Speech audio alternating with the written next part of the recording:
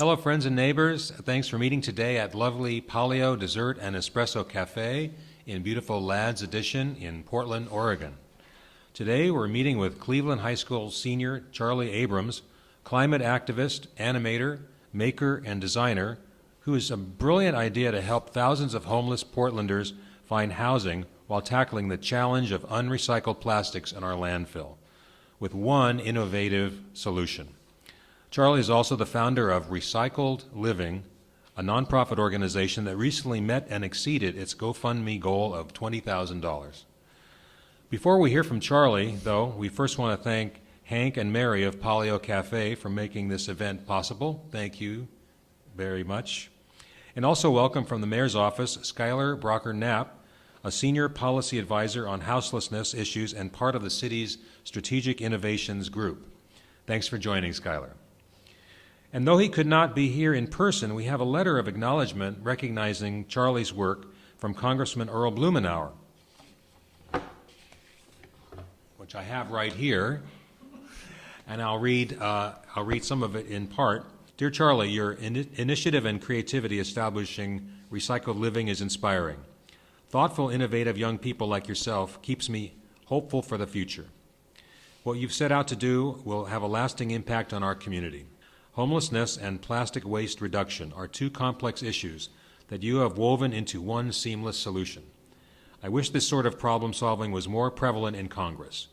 Know that you have a committed partner in Washington, D.C., and I will gladly point to your efforts as an example of what's possible. Keep up the great work. We're going to need more of your solutions-oriented thinking and your example and leadership if we're going to solve our community's greatest challenges. I look forward to seeing what you accomplish in the years ahead. Courage, Earl Blumenauer, Member of Congress. So congratulations, Charlie. I'll hand that to you. Thank you so much. So Charlie, tell us about your idea. Let's get up to speed on what you and Recycled Living are doing. Yeah, thank you. So as you and both Earl Blumenauer have touched at, the idea with Recycled Living was to take two problems that are especially prevalent within Portland, two issues that I've grown up noticing, and I've had friends that have experienced some of the issues inside of Portland, and to take those two issues and create one solution to tackle them both. So the idea with Recycled Living is that we're aiming to create a place for people to live who are currently houseless, and our goal is to create those free housing communities out of recycled plastic. So the idea for Recycled Living has been more than 4 years in the making now, and over the last 2 years I devoted my time to expanding and growing this project as large as possible. So the idea has been a long time in the making, so it's really exciting to now have just passed the fundraising goal, and now to be talking about it with all of you. Yeah. What projects were you working on before you started Recycled Living, and what inspired you to start the nonprofit? So activism has been a part of my life for what feels like my entire life. In 4th grade was when my friend and I first heard about climate change, and immediately we had the idea that we should do something about it. This was 2012 or something. So climate change was talked about and seen a lot differently than it is now. When we first heard about it was because National Geographic had their front page article of the Statue of Liberty up to her waist in water. And seeing that graphic at 9 was so shocking to us, we wanted to do something about it. So at that point we started a blog on climate change and started doing things that we could within our school, started a green team and all these small projects to try and do our part in the climate crisis. And after that, with the blog and these small advocacy projects, we started working with larger nonprofits, some of which in Salem and in DC, doing political work on carbon pricing bills, cap and trade bills, on Oregon's level, and on the national level with various climate nonprofits. So after about 4 years of working on policy, definitely learned a lot. It was definitely very challenging, being in a room full of adults in suits and being like 10 years old with a super high-pitched voice and everything was at some points really intimidating, and we learned a lot during that process. So having worked in various advocacy groups and nonprofits, organizing the climate strikes in Portland, and various other things, working on climate education bills and PPS. After doing all that for almost 9 years now, I decided to start a project of my own, which was Recycled Living. So, yeah, that's my newest project. I'm still passionate about all the other projects that I've worked on with climate change and policy, but Recycled Living is where my focus is now. Yeah. It's great and great inspiration for that. There's a lot of technical aspects to what you're doing now, and I understand you learned a lot of skills on your own. Tell us about that. Yeah. Learning has been the main focus through all these years of activism, is something that I noticed. With Recycled Living, it was very direct in what I had to learn. With projects in the past, it was like, for example, when we had our blogging on climate change in 5th grade, we assumed we just had to learn as much as possible. So we just bought a ton of books on climate science and started writing articles about that, and then working on policy. The idea of speaking in front of adults in Congress and everything, we thought we just had to learn as much as possible. So learning was always the fundamental goal of all these different projects. So now working on Recycled Living, I knew that learning had to be my focus as well. So the first year really of this project was just learning as much as possible. It was prototyping a lot. It was learning how to weld, how to wire electronics, how to do all these different things that previously I didn't have any experience in. So having that background in just being comfortable with the process of diving into something I didn't previously know anything about made the process of learning all these different things surrounding engineering and a million other things that came along with this project. It made that process feel a lot more natural. Yeah. Did you have any mentors or guidance during the process? So I started Recycled Living during COVID, and one of the problems with that was that, or one of the, I guess, side effects, because now I kind of look at it as being a good thing, was that I didn't have other people working on the project. For the first year of this, it was just me trying and failing and prototyping different designs, and with my background in 3D and CGI, making a lot of the machines and the ideas in the computer first, and then bringing that into the real world. And it was lots of just failing over and over again on all these different experiments and tests.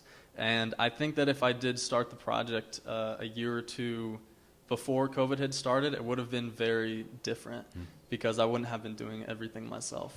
So it was really interesting starting what was my largest project right when COVID started in 2020.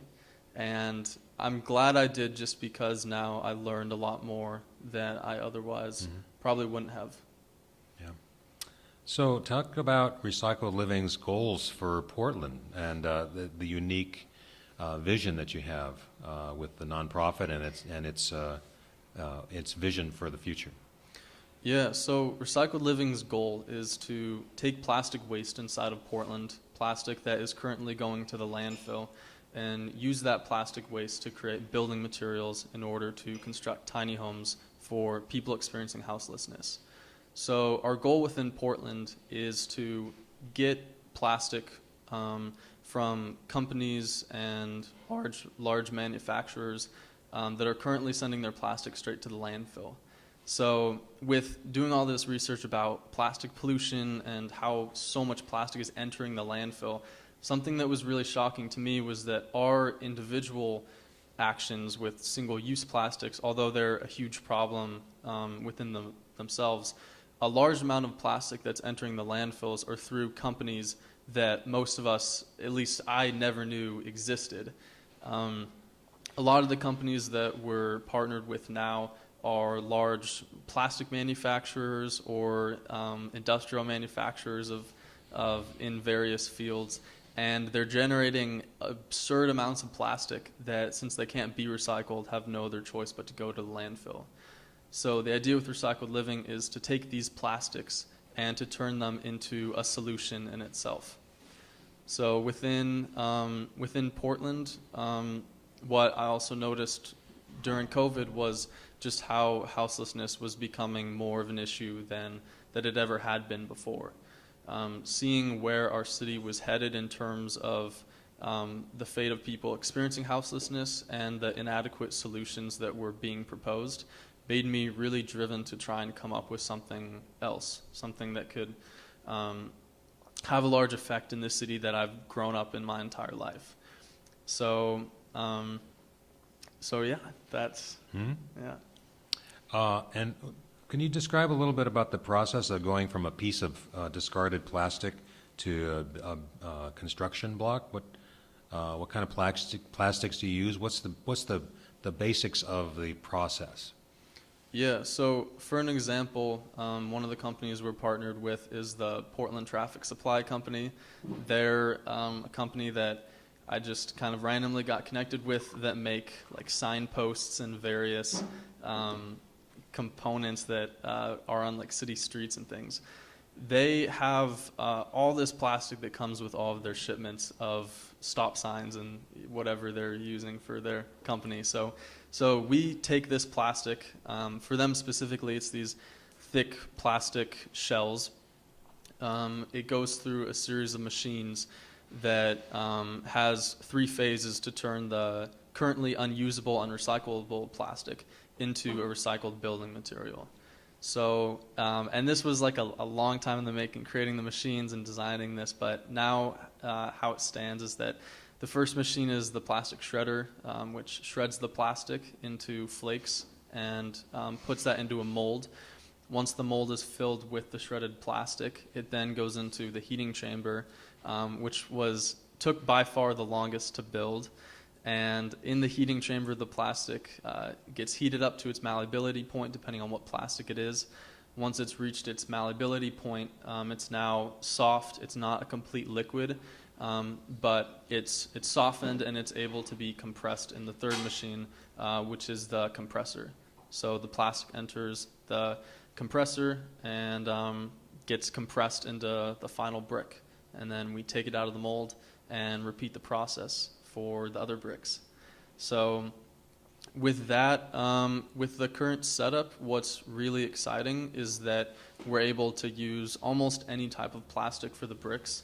A lot of traditional recycling systems are only able to use specific types of plastic because you're trying to turn like clear plastic water bottles into another clear, thin type of plastic. But since we're creating building materials that don't need to retain their translucency and don't need to form a thin, rigid body, we're able to use any type of plastic except for PVC at the moment, since that releases hydrochloric gas when it's heated up. So it's really exciting because we get to take plastic from this one company, combine that with plastic pellets from another company, combine that with recycling nonprofits that collect plastic, and use all those different types of plastic that currently have nowhere to go and turn it into something that can create a solution for homelessness in Portland. That's fantastic. Have you met any challenges trying to reach the goal at this point? Yes. One good part about starting this project during COVID was that school was a lot less work because it was online. A downside was that I was basically like only working on recycled living for like over a year. So because of that, a lot of the failures, they're just like ingrained in my mind, and the challenges were very hard to overcome. But since there was like really nothing else to do for some of those months, I was able to push through it. But a lot of the challenges ended up coming with the building materials themselves.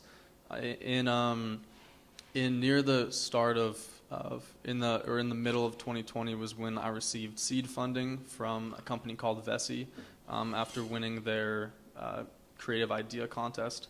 and was able to have enough seed funding to be able to start doing some larger prototypes than just like in my backyard. So I was able to get warehouse space and start to go into some further phases of this project.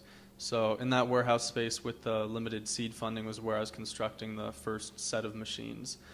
And that's where by far the most amount of challenges arose. This whole process was basically just trial and error. It was, trying to create a plastic shredder, seeing what worked, what didn't. With the heating chamber, there was a lot I just hadn't done before within electronics, and especially some of the mechanical parts that I previously didn't have experience within.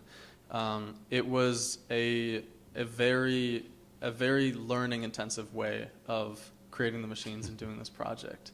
So there were some weeks where something would break, and just like random things because of like supply chain shortages, like a piece wouldn't come for like a month. And this also, building the machines, happened to be during Portland's heat wave. So I'd be like getting up at 6 in the morning to go to the warehouse space because it'd be like 115 or something like during the day. Like I never would have expected that. Like so many things that just I didn't plan for and that like randomly made the project really difficult. But yeah, making it past like even the heat wave felt really good. Going from an idea to a finished project was just so exciting that when things would break or things would go wrong, I never really lost too much motivation for the project. And I'm really glad I stuck through with it. Let's talk about the second part of this amazing project, which is construction of temporary housing for the houseless. Can you talk about that, and what are the next steps for Recycled Living in moving towards getting the first set of tiny homes built? Yeah, so about in September was when Recycled Living released our fundraising goal to raise $20,000. And in raising that goal, we were able to connect with a lot of people and organizations and companies that are going to be helping with the construction of the first community in Portland. So on these posters and everything, these CG visualizations were all done by me. And in this next phase, and I was just part of the how no one was around. I just had to learn everything by myself. But through the Kickstarter, a lot of people were able to hear about the project. So in regards to the community and everything, we now have some architects on board, engineers on board on Recycled Living's team, and we're going to be working with a lot of those companies and architecture firms to help construct the first community in Portland. The St. John's Tiny Home Community, which has been one of the longest standing tiny home communities in Portland, reached out because they're really excited about it. So that's where the first Recycled Living house is going to be built, which is really exciting. Having just crossed our fundraising goal, now we get to go into this next phase of creating the homes, which is super exciting because previously the funding was enough to create the materials and the machines and everything, but now having enough funding to start creating the actual community is super exciting. So as far as next steps, there's a lot of team building that's going to be going on now. I was glad that I was able to learn a lot of different things through doing this project alone, but it definitely wasn't sustainable. So this next phase is all about combining as many different people and volunteers and nonprofits and companies together. What originally excited me about this project was combining these different issues and solutions into one project. And that's something I really want to do with Recycled Living itself, is combine people that work in recycling and combine people that are houseless advocates and volunteers and youth activists and even artists and everything, and combine all these people in one space to create something really unique inside of Portland. So yeah, with the funding, there's a lot of team building that has to go on, and then after that, we can start to scale up some of the machines and work with these engineers and everything, and hopefully create the first tiny home pretty soon. Yeah. Your vision for these tiny home villages, I'll call them, is really kind of wonderful and visionary. It looks like a very livable place. Can you talk about your kind of macro vision for how these tiny homes will fit into the community and the creation of a community for the houseless? Yeah.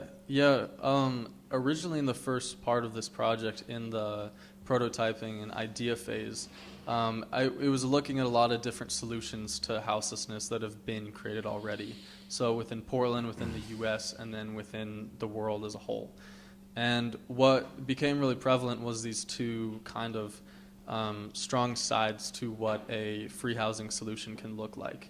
In LA, they had a housing community that was built with 64 square foot homes of just 8 by 8 boxes with a lock on the door, and that was it.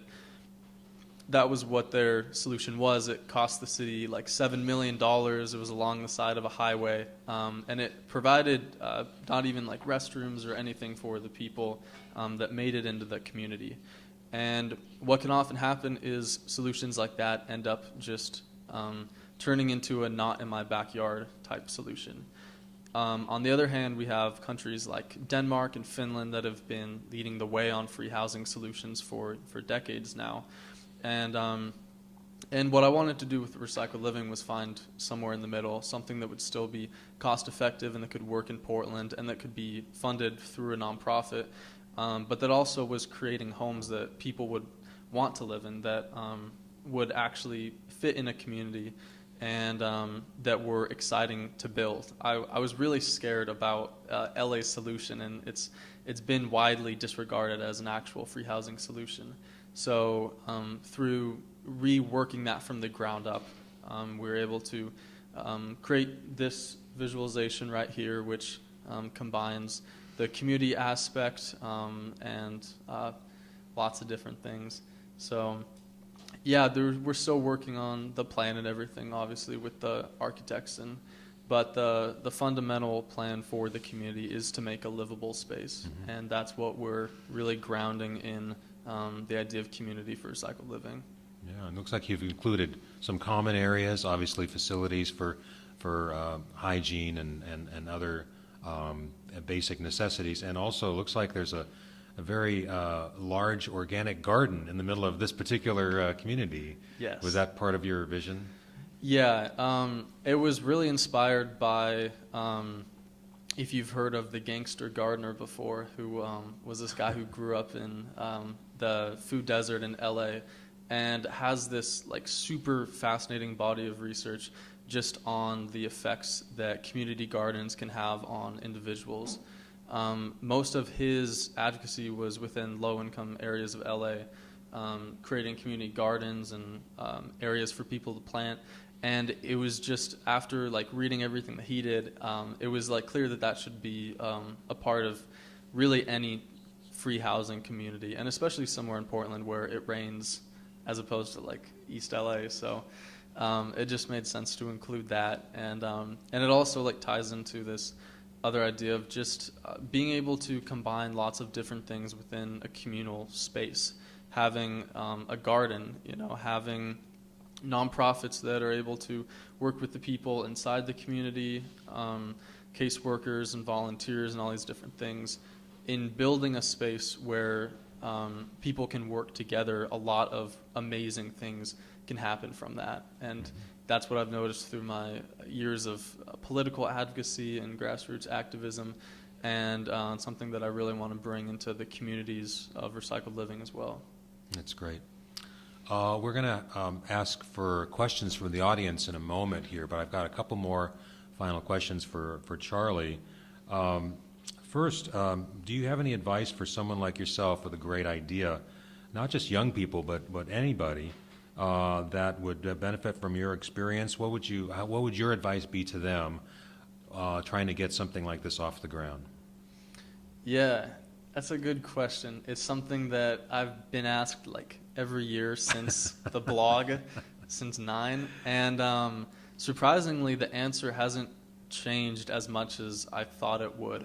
From what we were working on when we were in like elementary school versus now, the projects have changed a lot, and yet the fundamental like message that I would give people often remains the same. And from what I've noticed, it's that to be able to take an idea into an actual solution or project, what it really takes is for the focus to be on learning. It's something that has just carried through on every single project I've done. And it really does make sense too, because through Recycled Living, if my only goal was the outcome of the project, going through the failures and hardships of the project would have been like super hard to deal with, having like not enough funding and having things go wrong with the project. But when the goal is to just learn as much as possible for the sake of the project itself, having things break or not go as expected or not, come to fruition like you thought they would, you just learn more through the process. And I'd say the other thing that like really shows is that you don't have to have everything figured out when you start the project. When I first wanted to go more into this idea I had, the first thing I did was just make a small prototype of the heating chamber. And after that was successful, I thought I'd experiment with creating a house design. And after I was really excited at what the house looked like, thought I'd create a community design. After that worked, it was like, okay, let's apply to some of these contests. After winning the contest, it was like, okay, what's the next step in this project?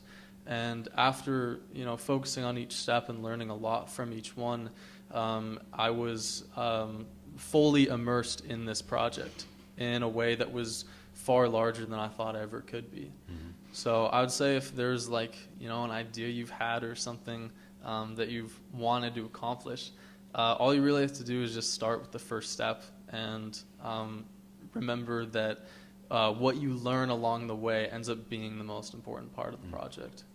Oh, that really is great advice. Well, where do you see Recycled Living and yourself, in the far future? What's your vision for the organization and for yourself? Yeah, well, I'm really excited to go into this next phase of having a full team and a body of people a part of Recycled Living. The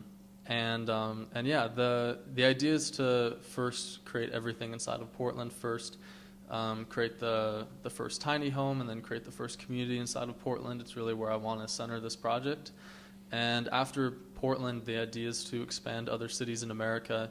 And what's also really exciting is expanding to other countries that are dealing with the problems that we have in Portland on an even more drastic level. One of the people I used to do a lot of activism with is currently in the Dominican Republic because he's doing some advocacy down there.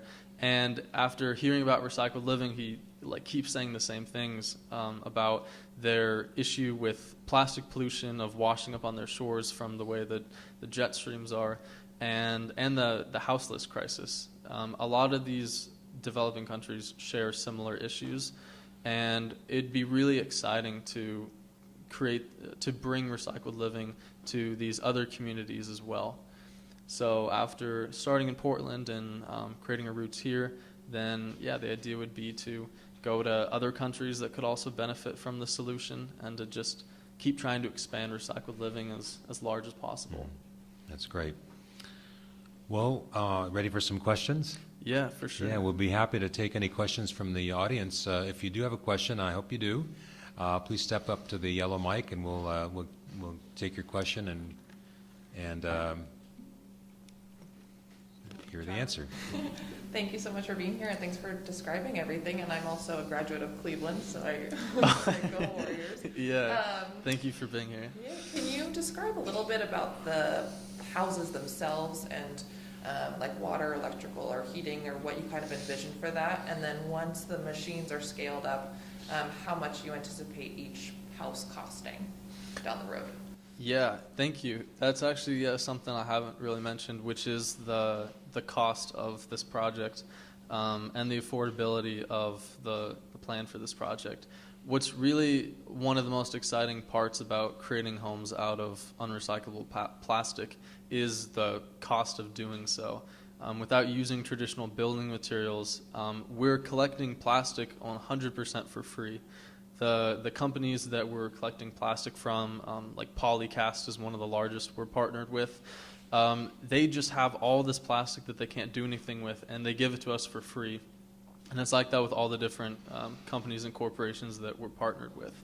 So having the majority of each house completely free as far as materials is like super exciting as far as being able to start this project and then also expand this project. If it's cost effective, it's one of the most important parts. Like I said, the tiny home community in LA cost $7 million and isn't an effective solution.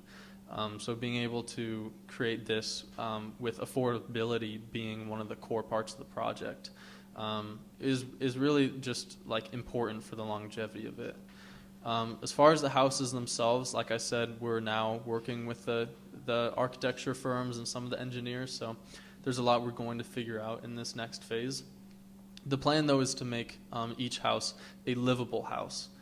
Every solution that has implemented free housing within a community, when the homes have heating and insulation and plumbing and electricity, the solution becomes greater. It's really discouraging to see cities think of a solution as some place where they can keep people as a place to somewhere for people to want to live.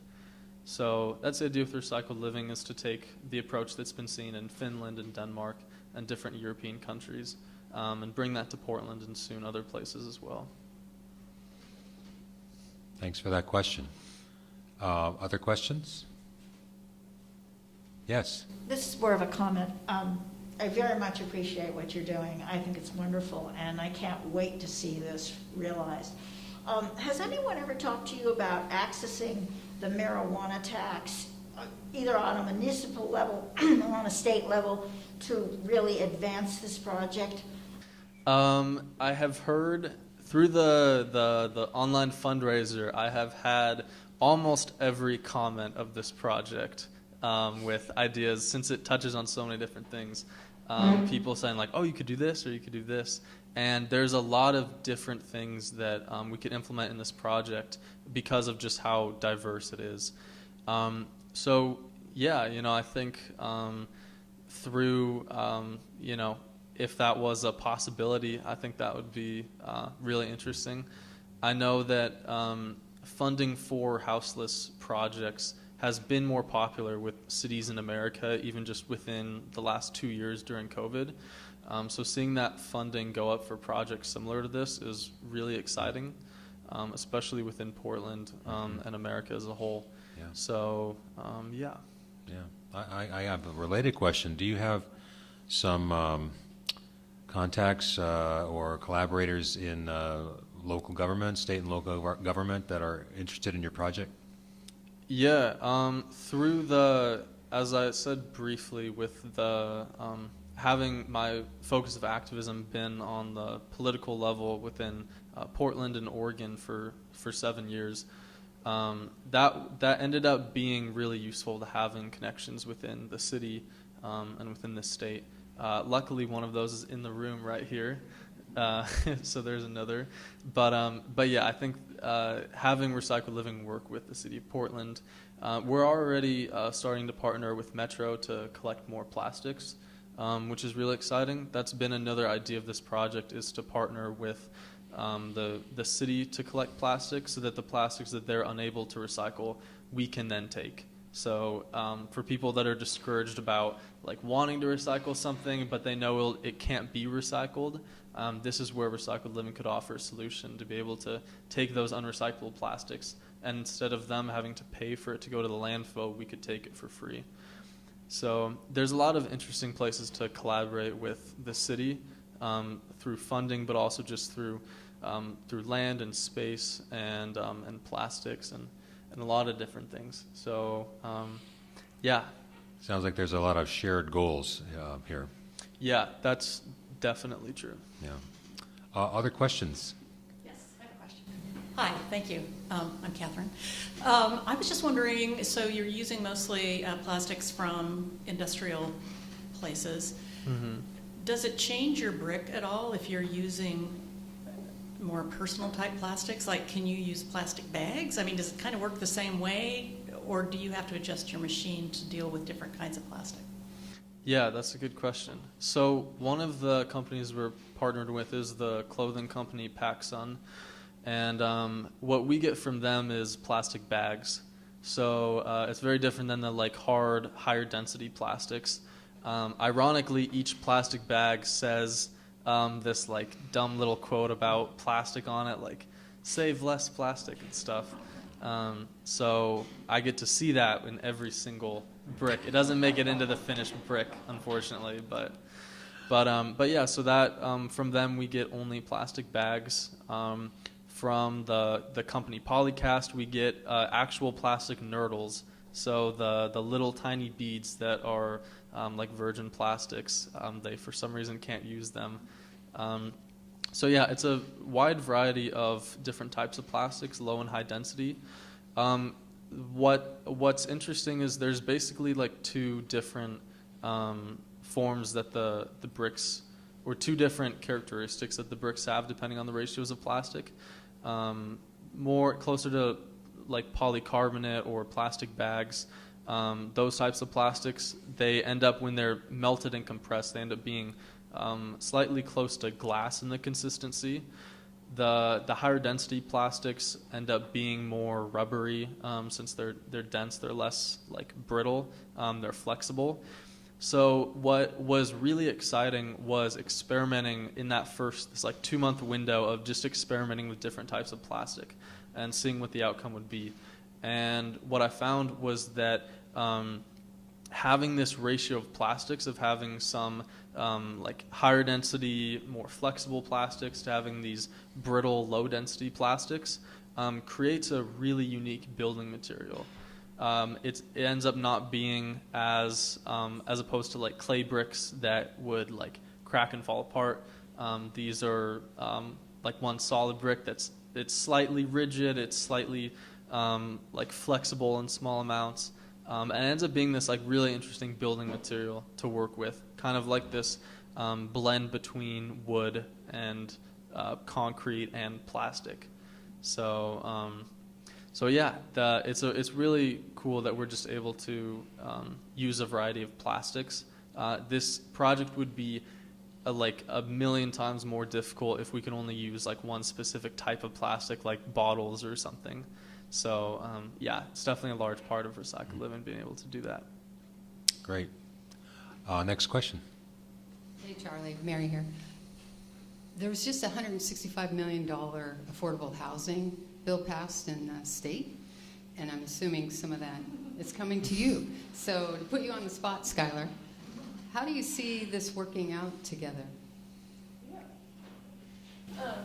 Well, I was gonna get Charlie's email afterwards, so maybe we can follow up. But I'm very curious on your next phase, the timing of it. Not to be the policy wonk, but just how fast you're kind of operationalizing it, and just how much each unit will cost.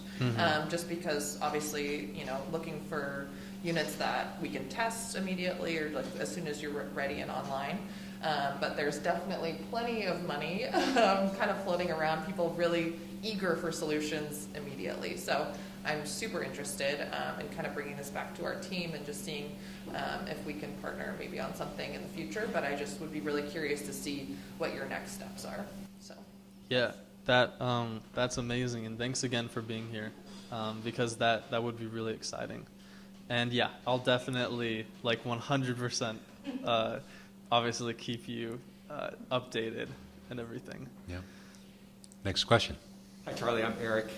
Congratulations. Great idea. I'm sure your parents were really excited about your idea of shredding plastic and melting plastic in their house the past year, and they're really excited that you're going to be moving on to something bigger as you go forward. I am curious, though, 2 questions. Is the future something beyond just bricks? I mean, can you can you shape these plastics into a door or flat surfaces that can be made into roofing? That's one question. And the second one is, are the bricks then, when you assemble them, are they glued together, concreted together? I'm kind of curious about the assembly process of it. So. Yeah, thank you. Luckily, none of the actual melting or anything was in our house. That was on the warehouse. That is a question I've got a lot, though, is about like fumes or anything from the plastic, which, since we're only heating up the plastic to its malleability point, it's far below the smoke point of any plastic, so there aren't any like health consequences or like any sort of thing like that. But yeah, so with your question, what was the first part of it again? Can you shape them in something other than just a Right. Yeah. So in the future, this is another thing I've thought a lot about with creating a like plastic wood, like plastic 2x4s or something. And as a brick, it's definitely a lot simpler compared to other shapes. So for this part of the project, the idea was to start with bricks. In the future, like now having funding, so many more doors are open now. So expanding what building materials can be made, whether that's like a shingle-like material or a facade or wood-like materials, it's all like something I'm gonna be diving into. This is like the moment in between like all of the like prototyping phases and the tests and everything to like having a finished product and having funding now, and now going into this next phase of like larger construction and everything. So yeah, there's still a lot to look into and a lot to work on. So yeah, and then the other question about the building materials fitting together. The plan for the homes is to have like I would compare it to a Lego brick of having exterior and interior parts of the brick that are able to sit on top of each other. And there's a lot of creative ways to adhere the bricks to each other that like will be looked at in the next phase of this project. So yeah, the current solution was that the bricks have 2 holes in them, and that's where rebar would go through, and that's what would hold the bricks together and everything. But yeah, like I said, this phase is like starting from the ground up again with this whole team to redesign some stuff and expand some other parts of the project. And yeah, I'm really excited to go into that. Next question. Charlie, wonderful idea, wonderful presentation, that's great. My fellow Beaver asked some of the questions that I wanted to ask, but I was just going to ask you, have you done any studies on when you construct this tiny house? Any studies in terms of heat transfer, in terms of how it keeps the heat or it lets the heat in? And these houses in summer, in winter, is this providing some sort of insulation, which could be an added benefit? That's one thing for you to comment on. Mm-hmm. And then I keep hearing, I'm sorry I was late for the beginning of your presentation, I keep hearing these references to the bricks, the actual bricks. And my question is, are you producing the actual brick, or are you shaping those recycled material in different sheet forms or blocks of plastic? That's the second question. I hope you remember, because I might forget. And the third question is, are your blocks recyclable? Because it sounds like it's more of a composite material by the time you create the block. Can they be melted again and recycle themselves? If the house gets too dirty or the house gets some damage, can you recycle the entire thing? So I sit down and listen to it. So yeah, the first question about the insulation.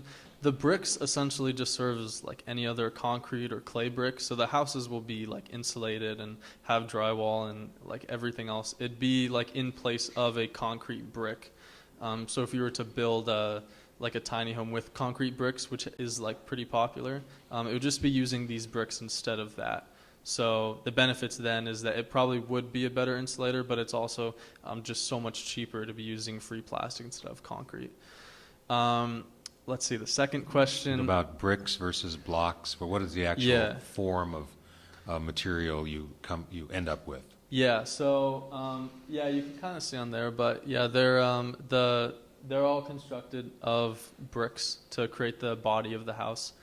And yeah, like I said to your previous question, there in the future we might expand to creating the roof of plastic and all these different parts of plastic. Like creativity is kind of another focus of this project, so expanding into like different things that wasn't the original plan, I'm positive will be like looked into in this next phase. So a lot of that might happen, and it probably will. The third question: Are the bricks recyclable? Are the bricks recyclable?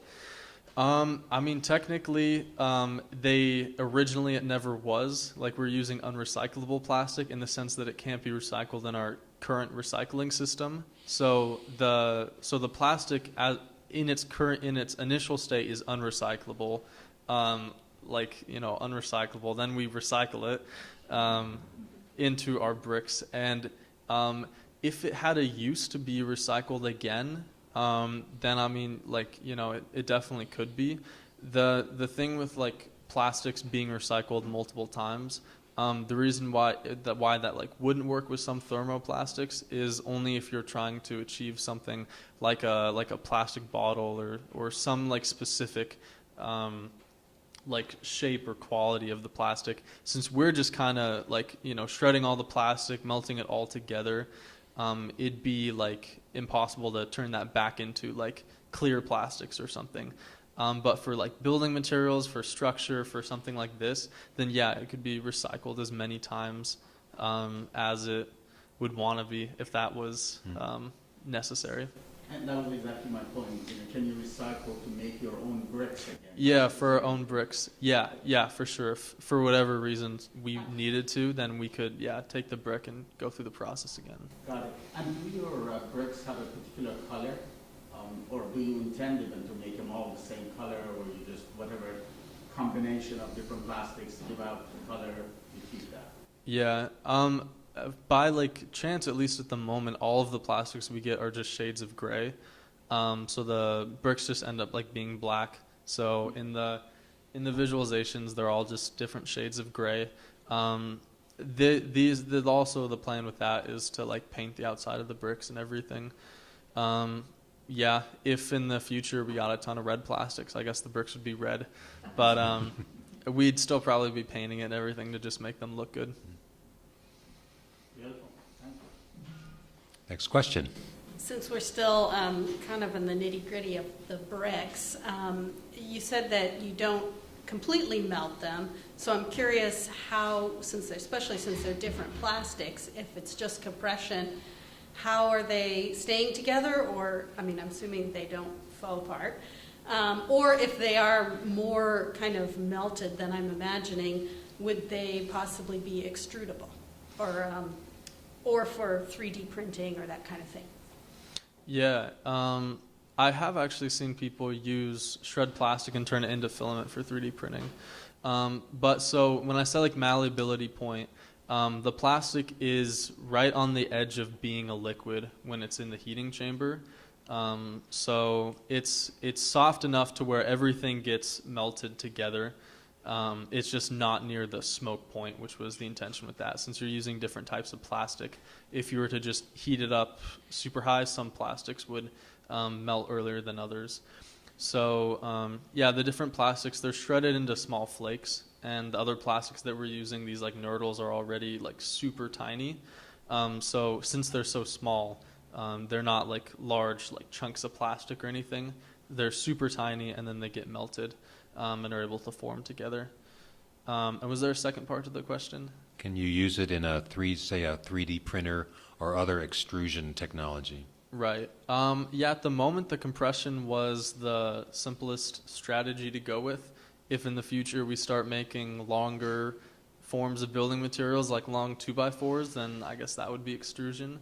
But with anything that would require the plastic to be in a liquid form, it'd probably have to be a certain type of plastic to have the same melting point for the material itself.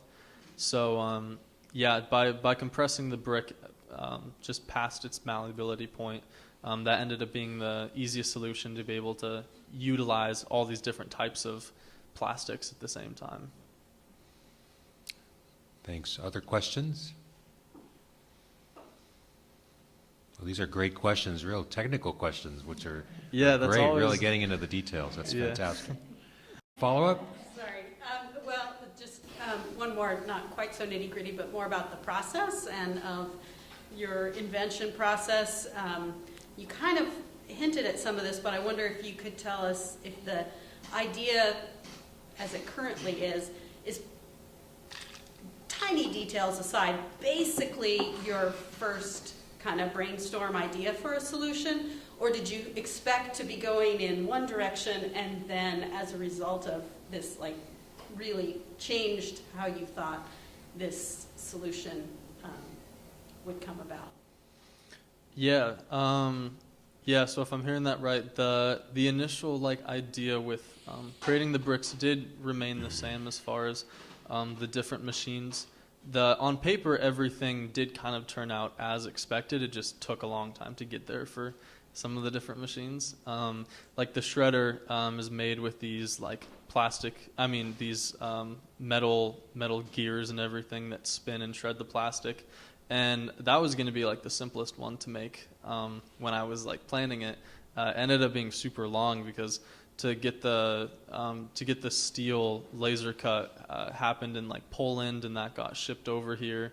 And yeah, so I mean, like everything that I did plan out, and that was another thing. I make a lot of plans for everything.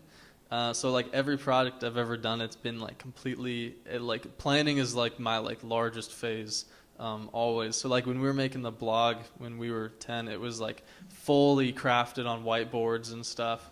When we were like organizing the climate strikes and everything, it was like completely planned, and like every little part of that, from like curriculums to policies and everything.